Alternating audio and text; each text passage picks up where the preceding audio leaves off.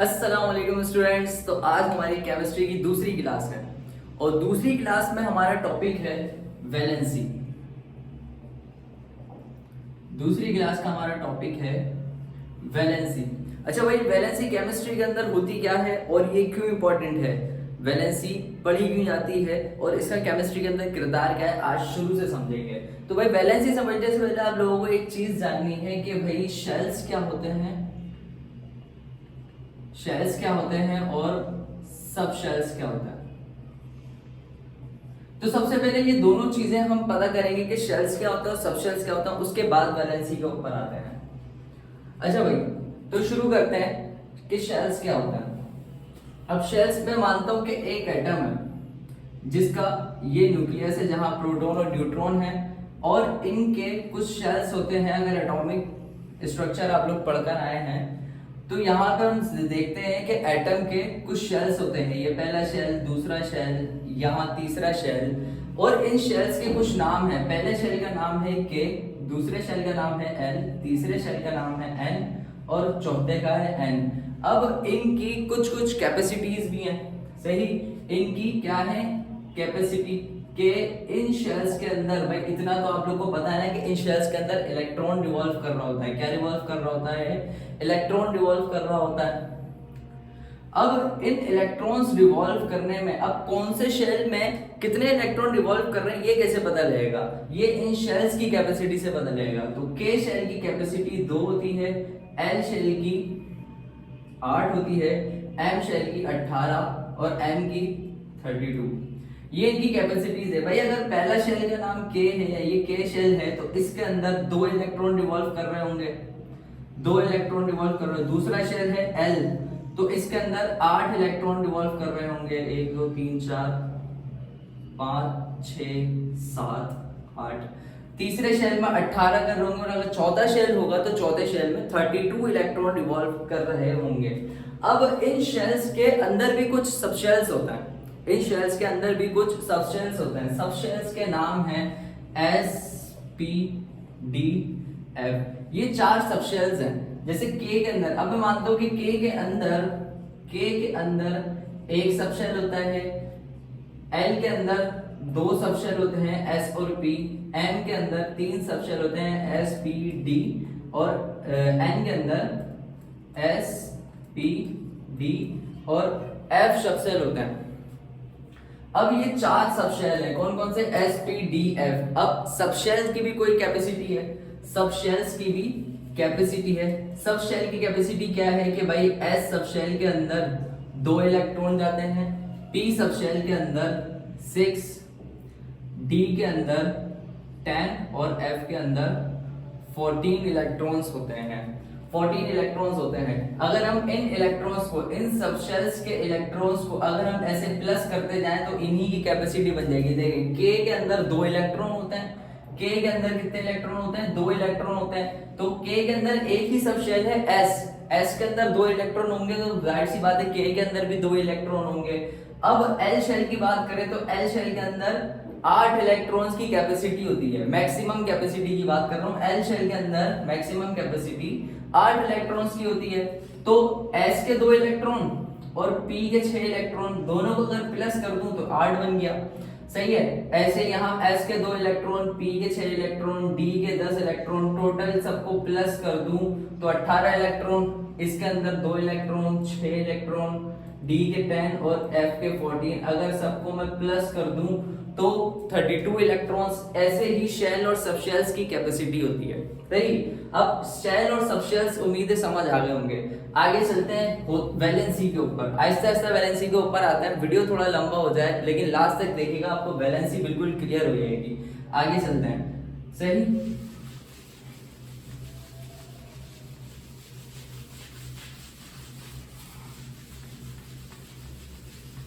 अब valency, shell और subshell समझने के बाद, शेल और सबशेल समझने के बाद वैलेंसी पे आने से पहले एक और चीज, 2 रूल।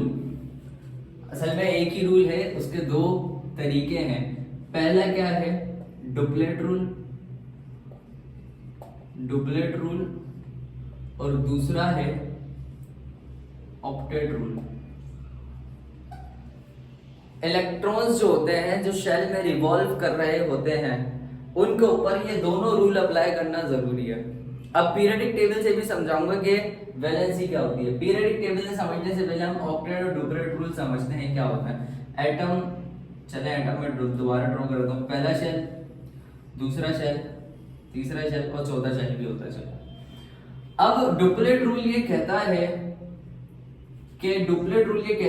कि इस एटम का, किसी भी एलिमेंट के एटम का जो आउटर मोस्ट शेल होता है, आउटर मोस्ट शेल के अंदर कम से कम, ज्यादा से ज्यादा, कम से कम नहीं, ज्यादा से ज्यादा 2 इलेक्ट्रॉन होने चाहिए।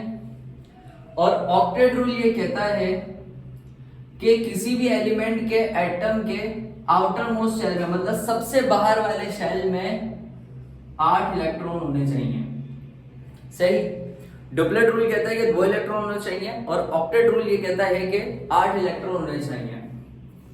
अब ये हमें कैसे पता लगेगा कि भाई किस एटम के अंदर को कितने इलेक्ट्रॉन है? तो हमें पता लगेगा उसके एटॉमिक नंबर से, एग्जाम्पल लेते हैं सोडियम की। सोडियम का एटॉमिक नंबर होता है 11। सोडियम का एटॉमिक नंबर क्या होता है? 11। अगर सोडियम के अंदर 11 प्रोटॉन है, एटॉमिक नंबर डिपेंड करता है प्रोटॉन्स के ऊपर। 11 प्रोटॉन है तो इसका मतलब proton is equal two electron, electron भी 11 ही होंगे। 11 प्रोटॉन है तो 11 ही इलेक्ट्रॉन्स होंगे। अब 11 इलेक्ट्रॉन किस तरीके से इसके अंदर डिवाइड हुए हैं शेल्स के अंदर, ये हमें देखना है। अब हमें पता था कि ये जो पहला शेल होता है के, इसकी कैपेसिटी होती है 2, मतलब ये ज्यादा से ज्यादा ये वाला शेल अपने अंदर 2 इलेक्ट्रॉन ले सकता है। तो 11 में से हम 2 इलेक्ट्रॉन इस के शेल को दे देंगे। बचे कितने? 9। अब 9 इलेक्ट्रॉन में से दूसरा इलेक्ट्रॉन हमारा क्या था? एल शेल की कैपेसिटी हमें ये पता है कि 8 होती है।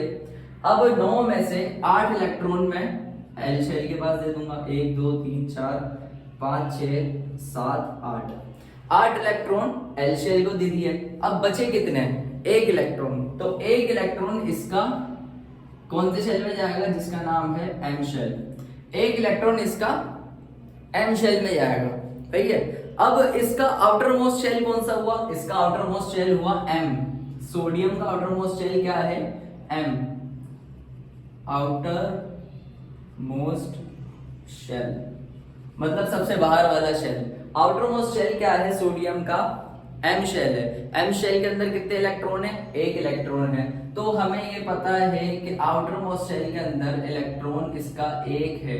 लेकिन अब सोडियम इन 2 रूल्स के ऊपर करीब करीब किस रूल पे अप्लाई होने वाला है?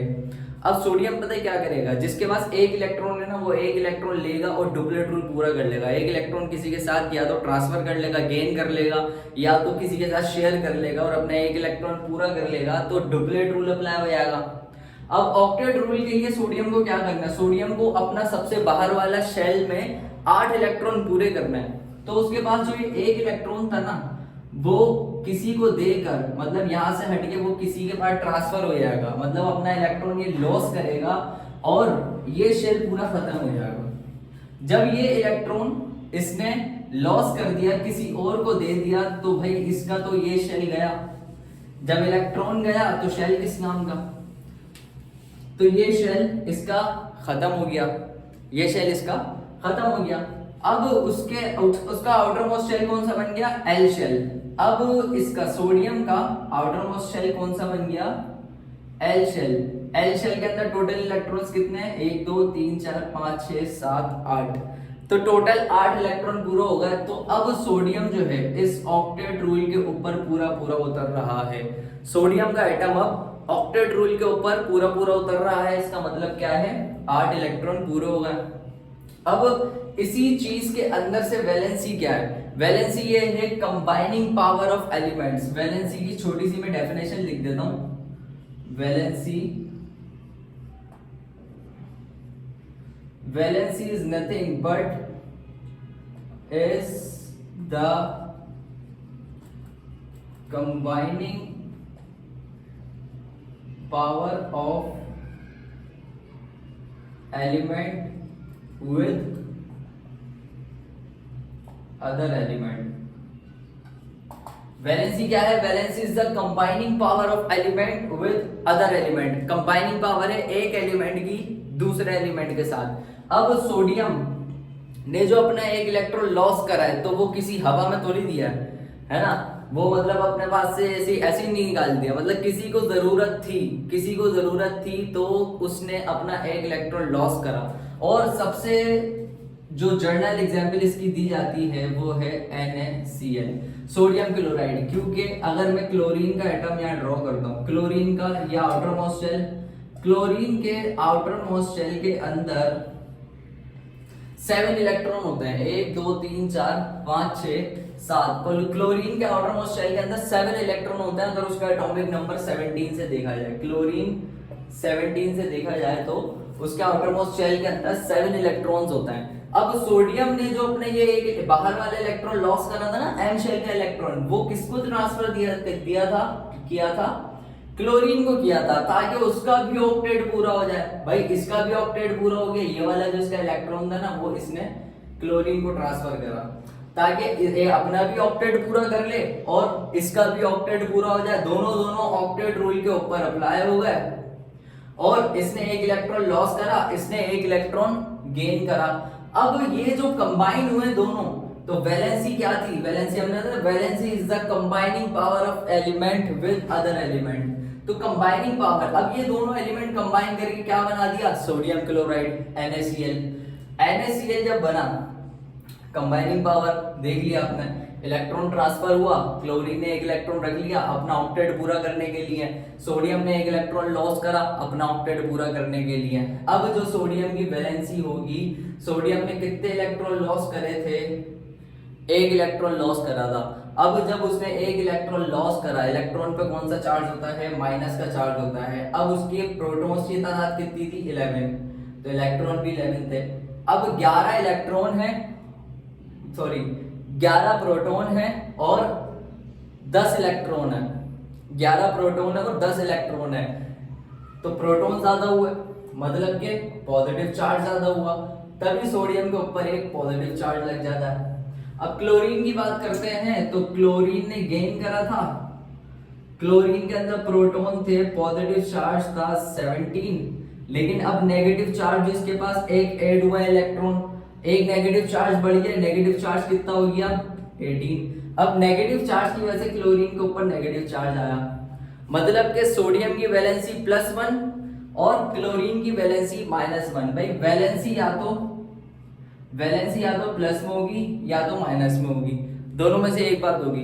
अब ऐसे ही दूसरे एलिमेंट आएंगे, दूसरे एलिमेंट में अगर कोई इलेक्ट्रॉन दो इलेक्ट्रॉन, अगर कोई एटम 2 इलेक्ट्रॉन लॉस कर रहा है अपने अंदर से, तो 2 प्रोटॉन ज्यादा होगा, 2 इलेक्ट्रॉन कम होगा, इस वजह से उसको +2 का चार्ज लगेगा। ऐसे ही अगर कोई एटम 2 इलेक्ट्रॉन अपने अंदर गेन कर रहा है, तो उसके ऊपर कितना चार्ज लगेगा? -2 चार्ज लगेगा, क्योंकि उसके अंदर 2 प्रोटॉन कम होगा, मतलब पॉजिटिव चार्ज कम हो गया, और 2 इलेक्ट्रॉन ज्यादा होगा, मतलब नेगेटिव चार्ज ज्यादा हो गया। जिसके अंदर नेगेटिव चार्ज ज्यादा हो जाए उसके ऊपर नेगेटिव का साइन लगता है, और जिसके अंदर पॉजिटिव चार्ज ज्यादा हो जाए उसके ऊपर पॉजिटिव का साइन लगता है। तो उम्मीद है वैलेंसी आप लोग को समझ आ गई हो।